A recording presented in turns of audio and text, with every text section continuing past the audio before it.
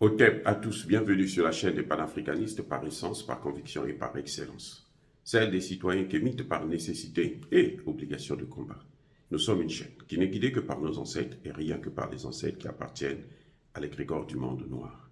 Par conséquent, nous ne croyons en aucun Dieu venu de l'étranger. Toutefois, cette vidéo n'est aucunement destinée à inciter à la haine ou à la violence, car nous menons un combat qui est d'abord et avant tout spirituel, intellectuel et démocratique. Ensuite, il est politique, géopolitique et géostratégique, contre l'impérialisme, le colonialisme, le néocolonialisme et l'endocolonat, qui sont tous qualifiés de crimes contre l'humanité. Nous menons ce combat sur la base du principe fondamental que nous avons hérité de nos ancêtres kémites, qui est celui de la Mahat, c'est-à-dire solidarité, vérité et justice. Vous êtes donc en droit de connaître la vérité, nous avons l'obligation de vous dire la vérité, rien que la vérité, afin que justice soit rendue au continent africain. Et ça, c'est notre modeste contribution dans cette noble lutte en faveur de la souveraineté, la dignité, la solidarité et l'unité africaine. C'est exactement ça que nous appelons le panafricanisme. Bien-aimés frères et sœurs, le président Yayi Boni est sorti de son silence. Il a parlé. On ne sait pas, ces gens-là, c'est surtout quand ils sont plus au pouvoir qu'ils deviennent des sages. Donc, ils n'ont pas besoin d'être au pouvoir. Puisque quand ils sont hors du pouvoir, ils deviennent sages. C'est vraiment, c'est pas comparable à ce qu'a dit le président Gbagbo. Le président Gbagbo a bien indexé, d'ailleurs, les tenants de cette affaire-là. Il dit que tous ceux qui veulent la guerre au Niger sont en train de mentir à Bazoum. Lui n'est pas allé jusqu'à ce point. Mais, en tout cas, il a été ferme. Il a été ferme. Il est hors de question qu'il y ait une intervention militaire, parce que ça va déstabiliser toute la région. Et c'est ce que nous avons toujours dit. Ce sont les mêmes peuples qu'il y a au Niger, au Bénin, au Nigeria, en Côte d'Ivoire, au Togo, ainsi de suite. Donc, faire une guerre là, c'est une guerre fratricide. Les Français s'en fichent éperdument. Ce qui compte pour eux, c'est leurs intérêts. Et leurs intérêts, là, à un moment donné, il faut que ça aille chez eux-mêmes là-bas. À un moment donné, nous ne sommes pas là. Nous ne sommes pas les choses de la France. Nous ne sommes pas la chose, plutôt, de la France. Que la France peut faire de nous ce qu'elle veut. Non.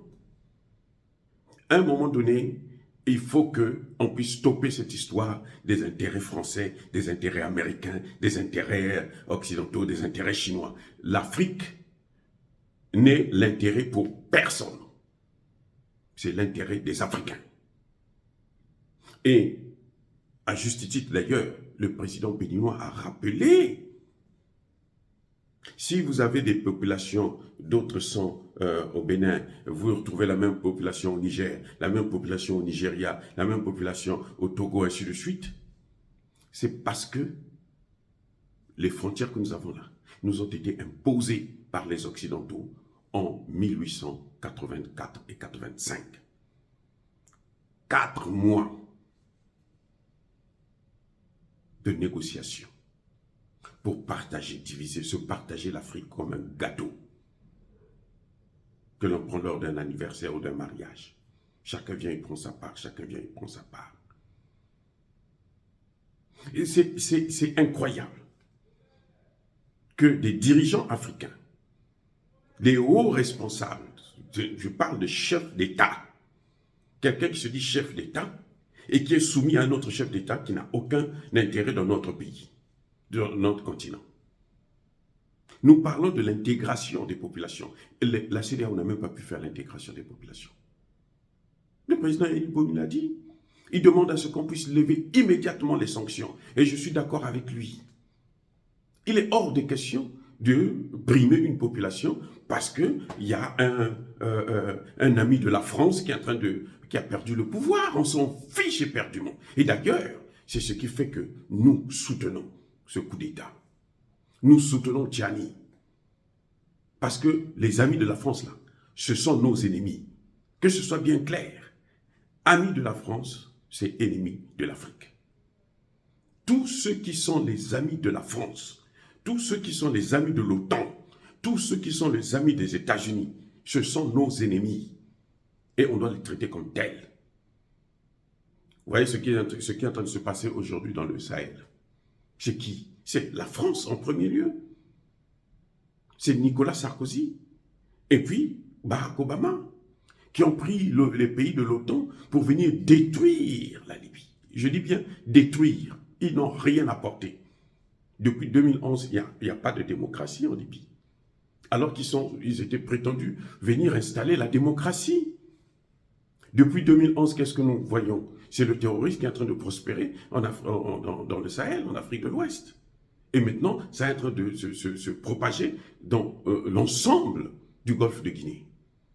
Et vous les voyez aller signer des accords, des contrats ici et là. Mais c'est-à-dire qu'on se demande, mais qu'est-ce qu'ils ont, ces dirigeants de l'Afrique de l'Ouest là? Ce sont des drogués, c'est des malades. Ils n'ont jamais su que Emmanuel Macron, c'est un fou. Il veut brûler l'Afrique. Et les Africains sont là à l'acclamer, à continuer à l'acclamer. On trouve quand même des intellectuels africains qui continuent à acclamer cette bêtise humaine. Mais c'est grave. En tout cas, le président Yahi Boni a été clair. La position de l'Union africaine, c'est de taire les armes à l'horizon 2030. C'est là où il y a un peu... moi, j'ai du mal à comprendre une telle résolution de l'Union africaine. C'est pour ça d'ailleurs que j'avais critiqué le président burundais, qui est le président aujourd'hui du Conseil de paix et de sécurité. C'est de travailler pour qu'en 2030, on ne puisse plus entendre avoir des guerres en Afrique. C'est très bien, mais maintenant, qu'est-ce qu'on fait? Les guerres, c'est maintenant que ça est en train de se passer. Donc, il faut une autre solution, une autre résolution pour dire non, ouvertement, à la guerre au Niger. Et c'est là où il y a un peu, comment dirais-je, une petite différence avec la position du Conseil de paix et de sécurité. Et ma position, pour moi, c'est maintenant que les gens doivent dire non à certaines guerres. Et il faut agir dans le cadre de la prévention. J'ai été moi-même l'inventeur de la prévention des conflits. Et je sais que la crise au Niger, on pouvait la prévenir, tout comme la crise au Gabon. On pouvait prévenir ça. Les Africains eux-mêmes pouvaient prévenir ça. Les dirigeants africains eux-mêmes pouvaient prévenir ça. Lorsque un peuple est en train de souffrir, un peuple est en train de crier au secours, il ne crie pas à la France, parce que la France, c'est le problème numéro un. S'il n'y avait pas les intérêts de la France en Afrique, on n'aurait pas tous ces problèmes que nous avons. Pareil au Niger, tout comme au Gabon, et dans d'autres pays africains. Donc il ne faut pas être surpris qu'il puisse y avoir encore d'autres coups d'État. Et ce serait bien fait pour ces dirigeants. Maintenant, il y a un problème que le président Yahi Boni a soulevé, qui est très, très, très important. C'est qu'il dit, mais vous oubliez que les coups d'État militaires, et ça, même moi, je n'en ai jamais parlé, et ça, j'apprécie beaucoup et je soutiens cette thèse. Les coups d'État militaires sont en quelque sorte la conséquence des coups d'État civils, des coups d'État institutionnels. Les coups d'État militaires, je reprends, les coups d'État militaires sont la suite ou la conséquence logique des coups d'État institutionnels. Il est en train de nous dire quoi? Que M. Alassane Ouattara, qui a fait un coup d'État institutionnel pour avoir un troisième mandat, ou M. Macky Sall, qui voulait faire un coup d'État institutionnel pour avoir un troisième mandat, qu'est-ce que ça donne? Ça donne que les militaires, qui sont le tampon entre la population et leurs dirigeants, prennent les choses en main pour rétablir l'ordre. Ce que les Haïtiens ont appelé la correction de la démocratie. Oui, donc Yahi Boni dit il faut que la CEDEAO puisse prendre en compte régler ce problème des coups d'État civils. Si on veut arrêter les coups d'État militaires. Écoutez, qu'est-ce que Bongo a fait en 2016? C'est un coup d'État civil. Il triche aux élections, parce que la communauté dite internationale a dit qu'il faut qu'il y ait l'élection.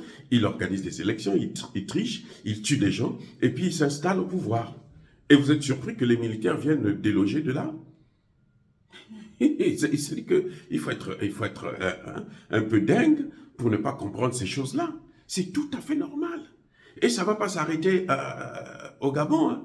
Ça va continuer en Afrique centrale comme en Afrique de l'Ouest.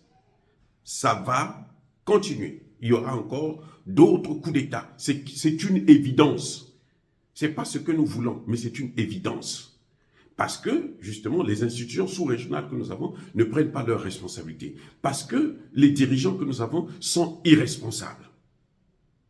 Ils s'incrustent au pouvoir, ils restent au pouvoir tellement longtemps et on ne voit pas de résultats. Encore si on voyait de résultats, un président qui travaille bien, moi je m'en fous de la démocratie.